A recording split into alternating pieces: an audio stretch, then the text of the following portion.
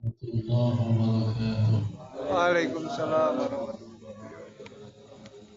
بسم الله والحمد لله والصلاة والسلام على رسول الله سيدنا محمد بن عبد الله وعلى آله وصحبه ومن والاه ولا حول ولا قوة إلا بالله. رب اشرح لي صدري ويسر لي أمري واحلل عقدة من لساني يفقه قولي سدد لساني واهد قلبي بحق سيدنا محمد. Amma ba'd. Alhamdulillah, kita bersyukur kepada Allah Subhanahu wa taala di malam hari ini kita diberi oleh Allah hidayah taufik sehingga kita bisa berzikir, bersolawat dan bisa menimba ilmu agama di majelis ini. Mudah-mudahan Allah Subhanahu wa taala menetapkan kita semua dalam istiqamah. Amin ya rabbal alamin. Amin. Kita muliakan bersama para habaib, para asatid, wabil khusus Sahibul Hajah, Sahibul Bait, Ustaz Yahya. Mudah-mudahan Ustaz Yahya dan segenap keluarganya insyaallah diberi sehat walafiat, diberi panjang umur oleh Allah Subhanahu wa taala sehingga bisa terus berdakwah memperjuangkan akidah Ahlus Sunnah wal Jamaah. Amin ya rabbal alamin. Al-Imam Syekh bin Athaillah As-Sakandari beliau menyatakan dalam salah satu kata hikmah, qaddara laka as-sihha wal marad wal ghina wal faqr wal farah wal huzn hatta ta'rifahu bi awsafih. Allah Subhanahu wa taala menentukan keadaan untuk hamba-hambanya dari sehat berpindah ke sakit,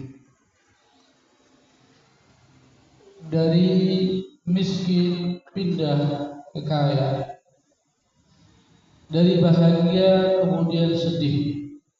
Ini terus berpindah-pindah. Ini terus silih berganti. Selama kita hidup di dunia, gak luput daripada ini. Terkadang sehat, terkadang sakit, terkadang cukup kaya, terkadang kekurangan.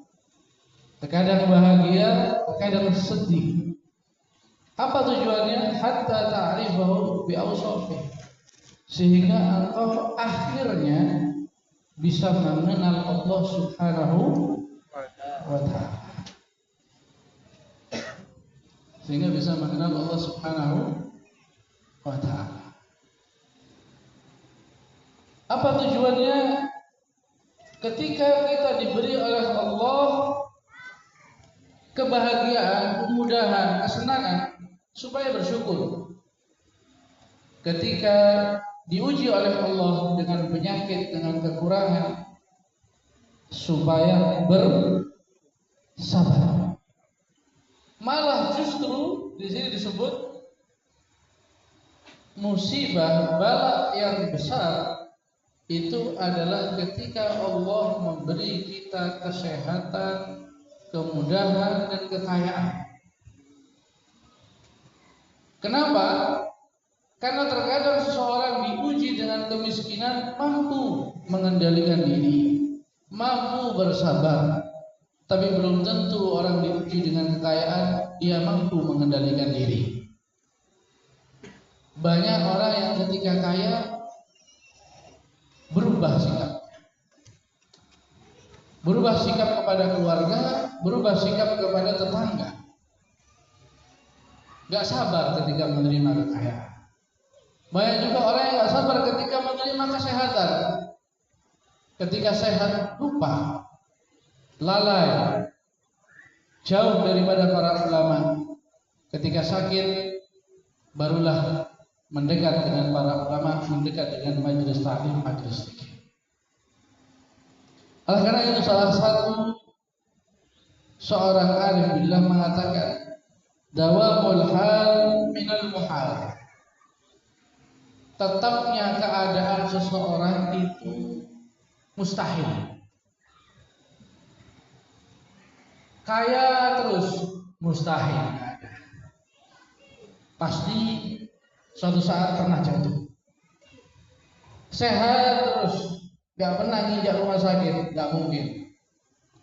Pasti suatu saat ada titik dia harus sakit dan dibawa ke rumah sakit. Itulah memang Allah Subhanahu wa taala membuat seperti itu. Jangankan kepada kita orang-orang biasa, bahkan para anbiya, para aulia diberi oleh Allah seperti itu. Siapa sekarang orang yang paling tinggi derajatnya di sisi Allah? Nabi Muhammad SAW. Tapi bagaimana beliau diuji oleh Allah dengan berbagai macam ujian? Mengapa justru ujiannya para nabi, para wali semakin besar? Karena Allah ingin kedudukan mereka di sisi Allah lebih tinggi. Kedudukan mereka di sisi Allah lebih tinggi. Bahkan sampean harus tahu, musibahnya para ulama itu lebih besar. Musibahnya para ulama itu lebih besar. Kenapa? Karena para ulama ini dipaksa untuk berdakwah, memberi faham kepada masyarakat yang mana masyarakat belum bisa mengerti sepenuhnya. Ini berat. Saya misalkan seperti begini. Kita disuruh memahamkan anak kecil bahwasanya sekolah itu penting, ijazah itu penting.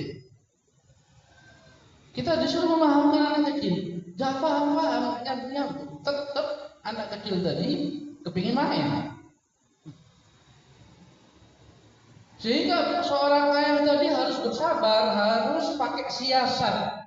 Gimana kiranya anaknya mau sekolah, akhirnya dipancing dengan uang, dijanji mau diajak jalan-jalan. Padahal maksudnya ayah ini kepingin anaknya sukses di masa depan. Begitu juga para ulama, para kiai, para habaib itu juga begitu. Mau ngasih paham ke masyarakat pentingnya akhirat, pentingnya ilmu agama, pentingnya cinta kepada Nabi Muhammad SAW. Masyarakat gak mau tahu, gak mau tahu. Pokoknya joget, gak enak. Acara mantan dalam orkestranya gak enak, gak sah. Sudah dikasih tahu, difaham, kasih bawa hadis, gak mau tahu, sudah repot. Sehingga para ulama harus bekerja ekstra. Banyak para ulama ini walaupun wafatnya tidak di medan peperangan, tapi matinya mati syahid. Kenapa? Mereka banyak yang sakit karena memikirkan termasuk Romo Kiai Abdul Hamid As-Sultan juga begitu. Ada yang bercerita bahwa Romo Kiai Hamid As-Sultan begitu. Beliau ada sakit yang penyakitnya itu gara-gara terlalu memikirkan umat. Oleh karena itu, marilah kita berusaha hidup kita ini kita hadapi dengan penuh kesabaran, bersyukur kepada Allah Subhanahu wa taala. Kita jadikan waktu-waktu kita lebih bermanfaat dengan menghadiri majelis ta'lim, majelis zikir, berjuang dalam agama Allah sehingga kita semua bisa mendapatkan syafaat daripada Rasulullah SAW. Mudah-mudahan kita semua dikumpulkan dengan para anbiya, para aulia, para solehin. Mudah-mudahan kita diberi husnul khatimah. Amin ya rabbal alamin. Assalamualaikum warahmatullahi wabarakatuh. Diucapkan terima kasih kepada beliau, semoga apa yang disampaikan menjadikan manfaat bagi dunia dan akhirat dan juga pada warga sekitar. Amin ya rabbal alamin.